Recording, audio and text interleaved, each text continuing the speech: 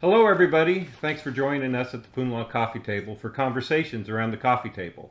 My name is Kip, Hi, my name is Judy. I'm Joy. and we are the managing directors of Punla Christian Ministries. We decided that we would record some of our conversations that we have around the coffee table just normally in our house. We talk about the Bible all the time, and when we have a topic that we think you might be interested in, we're going to record it so you can share in our conversation. Today we're going to talk about why do you go to college? And the reason this topic has come up is typically we go to the Philippines and we have a student forum every year where we get a chance to talk to new students and prospective students to help them and guide them on choosing their degrees and getting into college and those type of things. We haven't had that chance since 2019 because of COVID-19. So this is really what this conversation is about, and I'll just open it up with some questions, and then we'll kind of go through the conversation like we would normally, sitting around our coffee table here in our home. So the question really is, why do you go to college? Well, if you want the bottom line is to get a job, be qualified for the job that you think you can do. Yeah, and I think at least in America, I think it's become a little bit this way in the Philippines. It seems like everybody wants to go to college, but they have no clue why they're going to college, and they don't have any clue if they're going to qualify for a job with whatever they're going to college to do. And I think that's really what we want to address in our conversation today is, why do you really go to college? And it's to get a job, and you have to think about what kind of job you're going to qualify for if you're going to spend this money and all this time to get a degree. So, what other things should we consider right off the bat? Well, before I go there, this is really close to my heart because I've seen a lot of kids, coworkers, when I'm working, talking to, you know, friends and coworkers at work and talking about kids and they're like, their kids don't know what they're gonna do and they just seems like, oh, I just want to go to college, but I really don't know what to do. And so I was like, well, when I was growing up, my mom, I feel like I'm fortunate because mom always tell us like, well, you have to go to college because that's the only thing I can do for you guys. I have no money to give you as an inheritance. So if you don't go to college, you're going to be like the typical thing that she usually says, you're going to go to a mountain and plant rice in a paddy field. And if you want a better job, then you have to go to college. Yep, I think what's kind of lost, especially in America, and we're seeing it in the Philippines, where kids aren't getting that kind of guidance from their parents as far as what is the purpose in going to college. It's to get a job, to have a better life, and if that's not your focus, then you're just really wasting your resources. And this idea that you're going to find yourself in college, usually you find yourself in the mud in college because you got a lot of people going to be talking at you all different ways. And I think it's really important to take a look at the people that are doing the jobs that you think you might be interested in. Mm-hmm. And I think it'd be good to, let's talk a little bit about choosing a career, because that's really when you go to college, you have to go with a purpose. You better not go to college thinking you're going to figure out what you're going to do.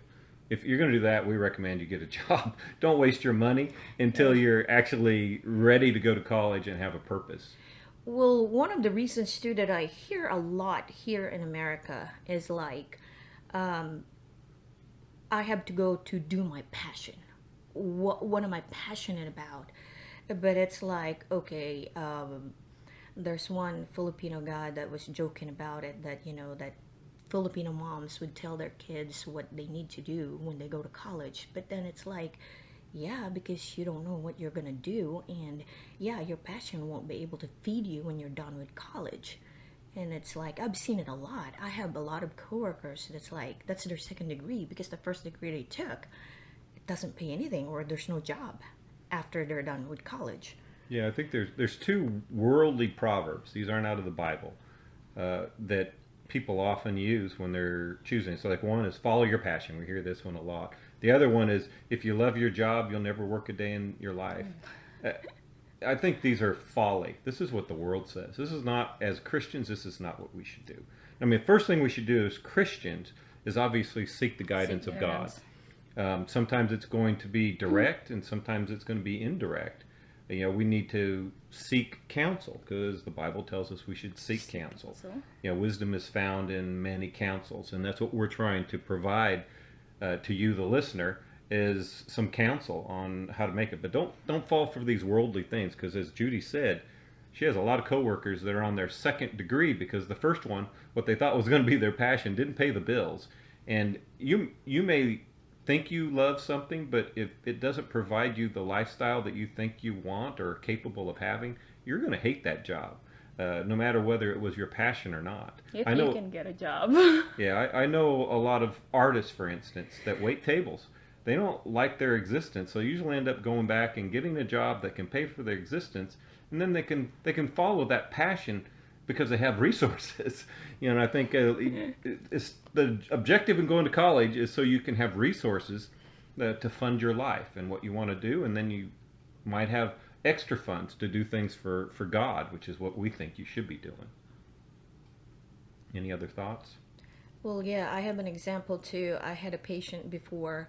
He's an opera singer. So, anyways, that's a talent, that God given him. But then he was so like, he told me, he's like, oh, I'm so ready to find a job that pays. I'm so tired of not making any money. So it's like, so what do you do? I mean, I guess you have to go back to college, and that's kind of like a waste of time. Yeah, so let's talk about a little more how you choose a career. And it's not all about money. I understand that, but you have to consider that when you're choosing a career, because you have a certain lifestyle that you want to live in, and you also have to consider your capabilities. So let's talk a little bit about, okay, how do we choose a career? What would be your suggestions for that? Well, the first, identifying what's the jobs out there. Yeah, It's great. one thing you have to look at. Is there jobs on this area?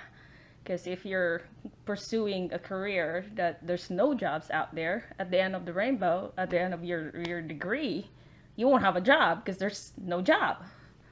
Yep. Perfect example of this is, people that get into, like architecture in the United States. It pays really well if you can get one of those very few jobs. But unfortunately, there's a lot of people that have that degree, so it's really tough. So it's not just about that. And I guess the other question is, can you do the job? Can you do the job? You have to be a little self-discerning. You need to rely on the people around you and ask that question. It's like, these are the things I'm thinking about doing. Am I capable? Based on what you think of me, can I do it? It's my brother was one of those examples. It's like he's like, okay, I want to do computers. So he enrolled in computer science, but he's not into math. It doesn't work that way because it's like he flunked all his classes. His major classes that requires math, he flunked all those classes. It's not going to work because you're not built that way. Yeah, I mean, I'm not artistic, so going into graphic art wouldn't make any sense for me. So you need to kind of think about the things that you were good at in high school. And it may not be the things you like, because really liking it doesn't have anything to do with this.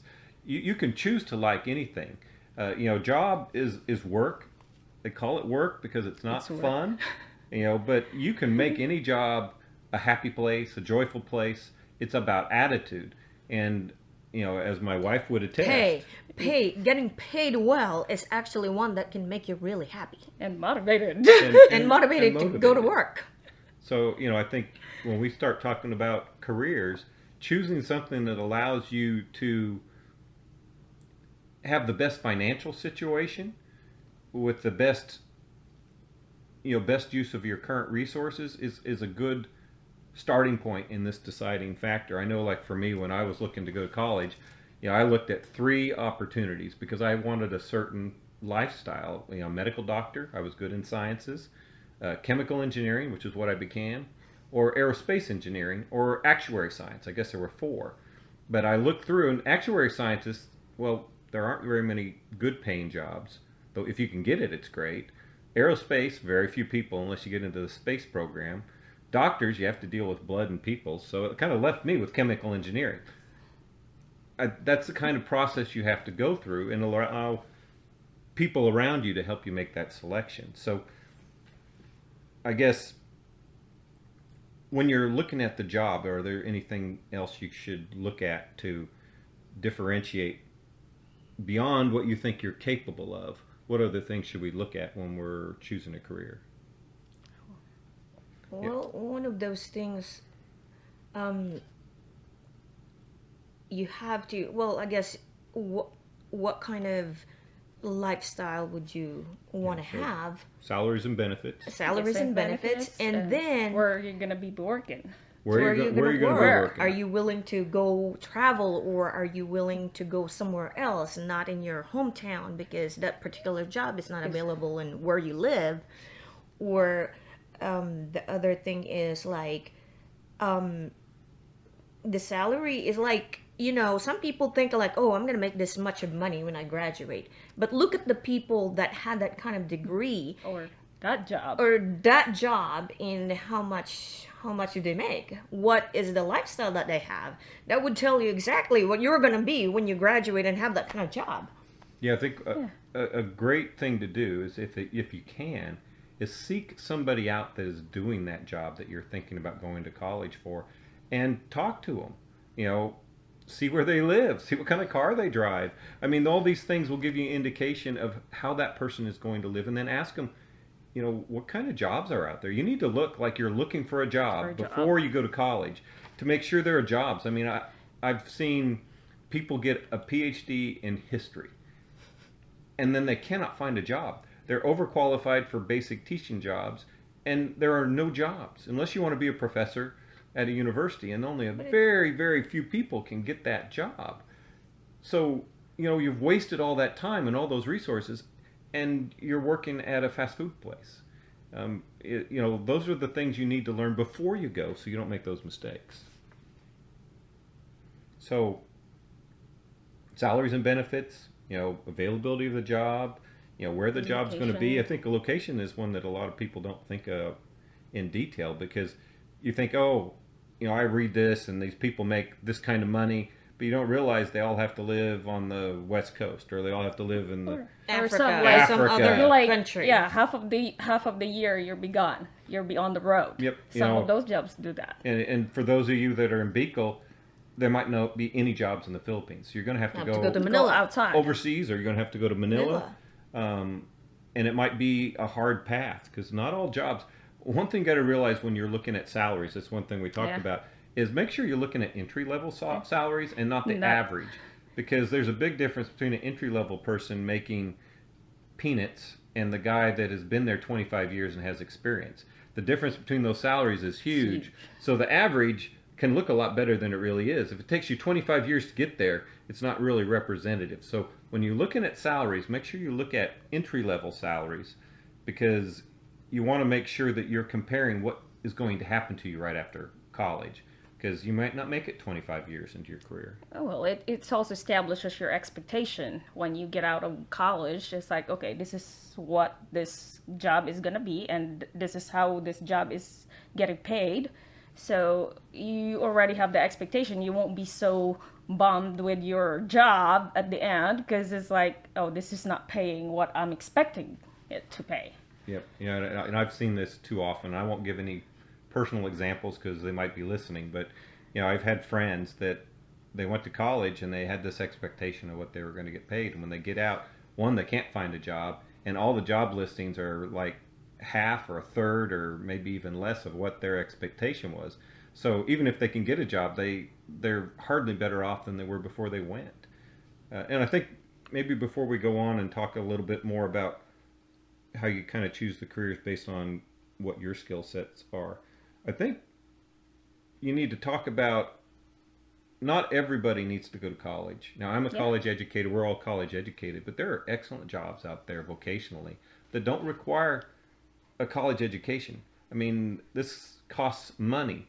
You have to make sure that you have the skill set for the jobs that you're going to go to college for.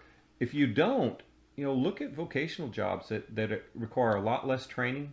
They're usually apprenticeships. Yeah, there's jobs out there that it's not a degree that they're looking for. They're looking for the skill. Do you have the skill?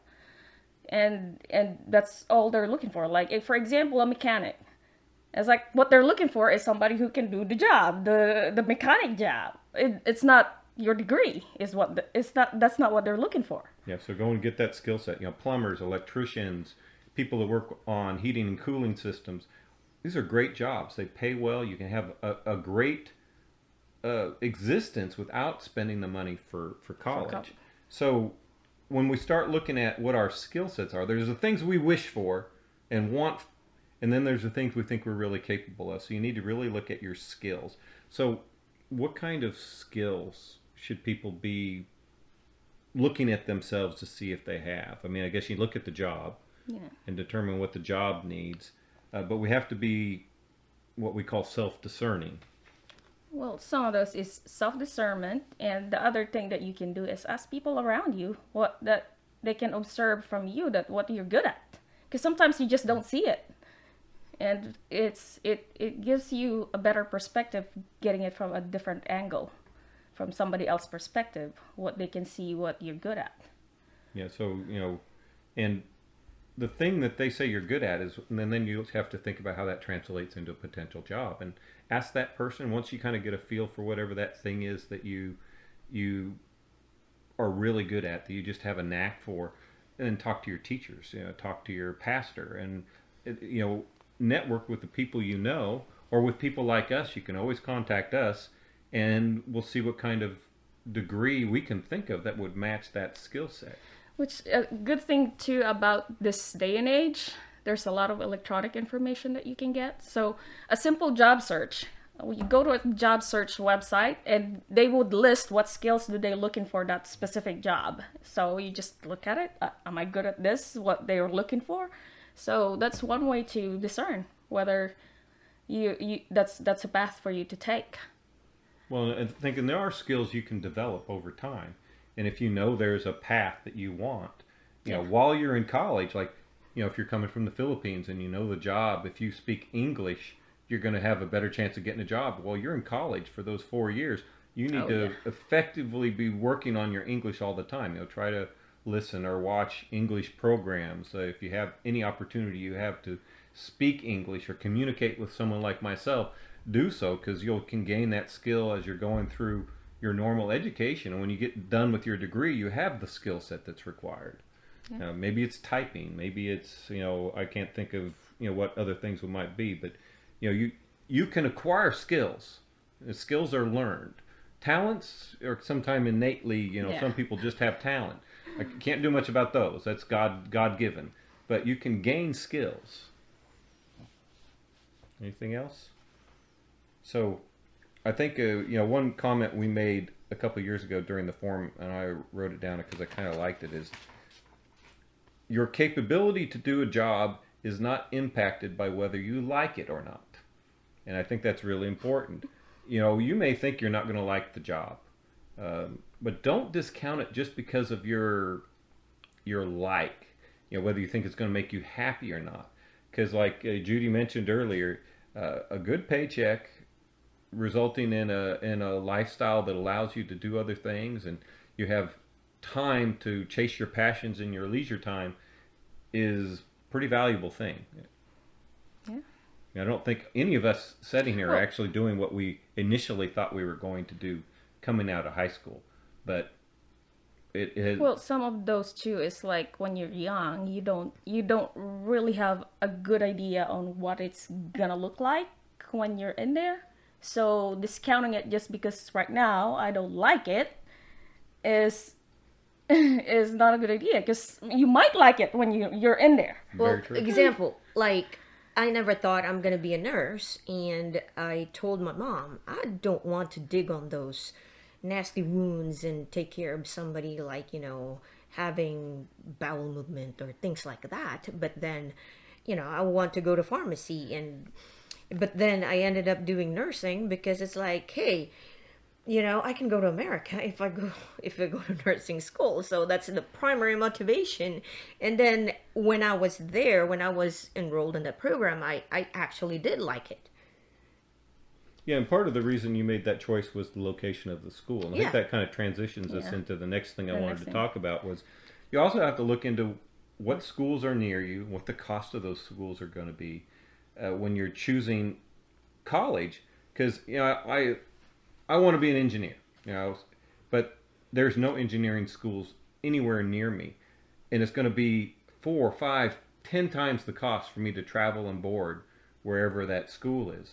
Well, I need to look at my local proximity and see if there's something offered at the school nearby that might give me something equivalent and at a lower cost, especially when cost is important. I mean, we know a lot of people we work with in the Philippines, obviously money is really tight.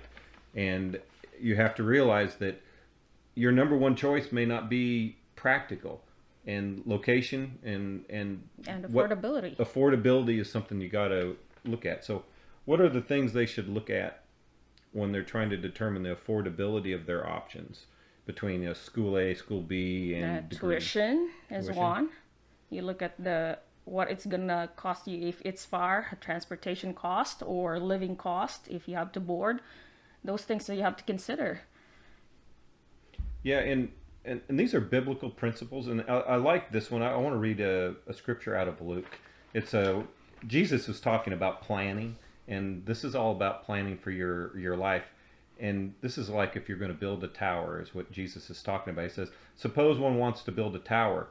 Won't you first sit down and estimate the cost to see that you have enough money to complete it? And it goes on further, basically, so you don't look foolish.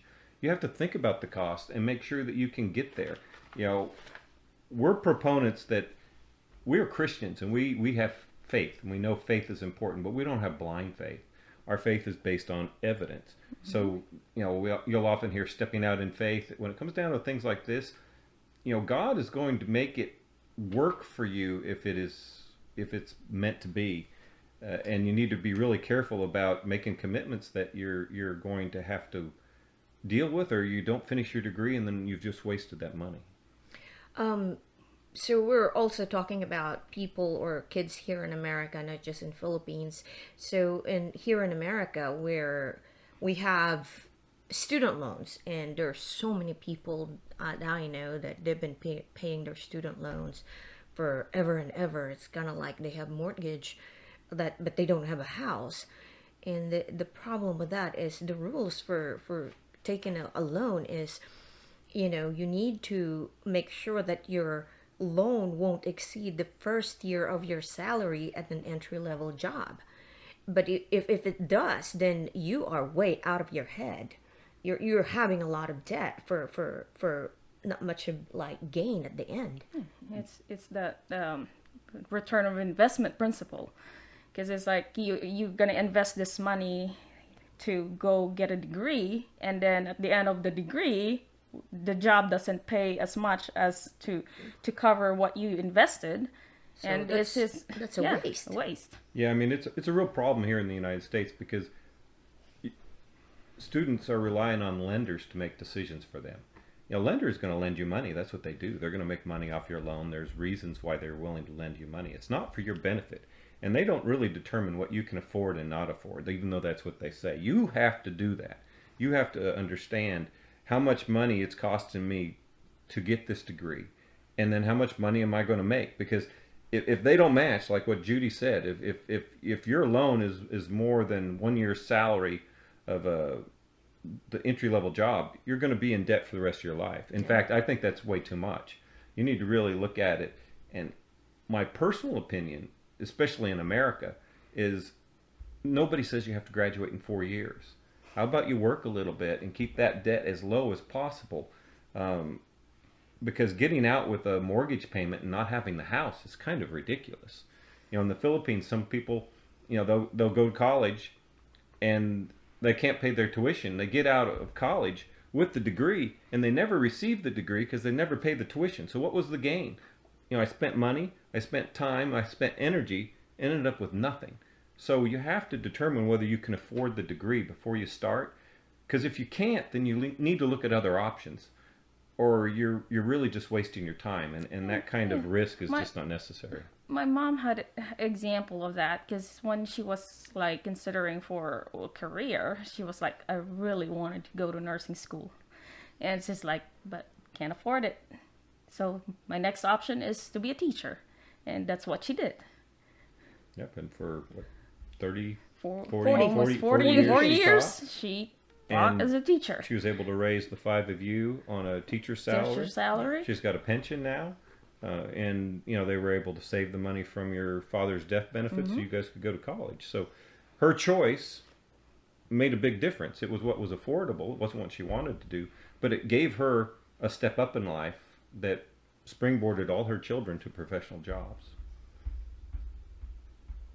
So, okay, so we talked a little bit about what they can afford. I mean, and I guess the other thing outside of tuition, where the school is, how much the school going to cost. You got to think about where you're going to live.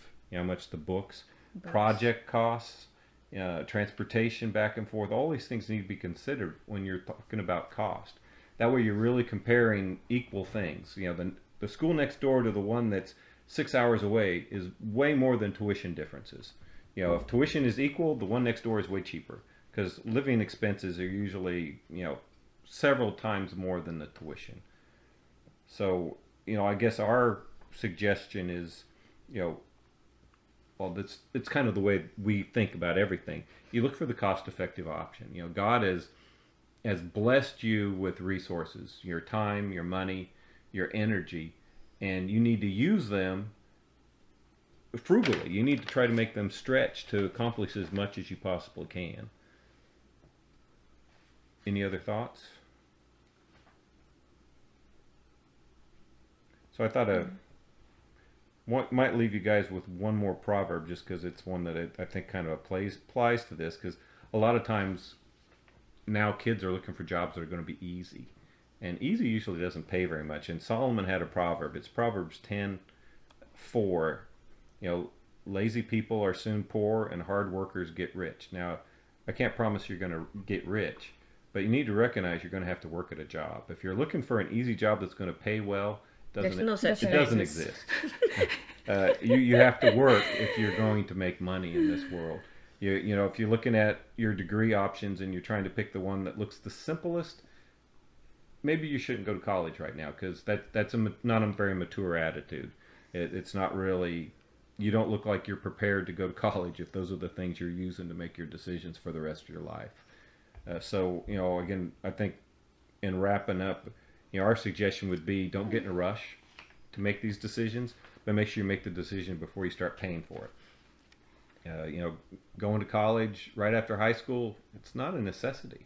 In fact, people go into the military all the time and they get delayed in their college and they turn out just fine. And, choose the thing that's going to propel you forward in life. Choose a location to go to school that is most cost effective, right? It might be the one in your hometown. It may not have the same name. We live in Houston. We have the University of Houston, or you could travel 5 hours and go to the state university. Well, the state university might have a better reputation, but when you get out, you have the same degree. And I like this story, and this is about medical school, and I'll kind of leave it with this one. It's like, when you're in high school, the person that finishes last in their class with the lowest grades, they call them a moron. But when you're in medical school and you finish last in your class, they call you doctor. So don't get wrapped up in all the little things. It's all about the end result. And, once you have the degree and you get that first job, you're qualified for the job. And it's really about your performance on the job that's going to make the difference. Determine when you succeed. Anything else? Well, it's one, too, that I think the most, for Christians especially, is the thing that you have to consider when you're choosing a career or a college degree is seek God's guidance. Because sometimes God will direct you to the right path. I mean, not sometimes. It's actually God will direct you to the right path if you're seeking His will for you. Yeah, and I think you got to be able to recognize and discern when there's closed doors, roadblocks, when you're delayed. Pushing through, and the world will say push through it. But you need to be aware that God may be trying to give you a message, and you have to ask people. Ask mature Christians that for guidance when those things come up. Because, like Joy was saying, it's a proverb. Proverb 16:9 is, in their hearts, humans plan their course, but the Lord establishes their steps. Yeah, and if we allow the Lord to kind of direct our path, we're going to get to where He wants us to be quicker, because He's going to get us where He wants us, one way or another. And we can take the windy path that's painful, or we can take the straight line. And I've taken the windy path in my life. I greatly suggest the straight one. It's a Less pain. it's and a lot less aggravation. painful. So, if there's anything we can do to, address any of these concerns, I mean, by all means, contact us.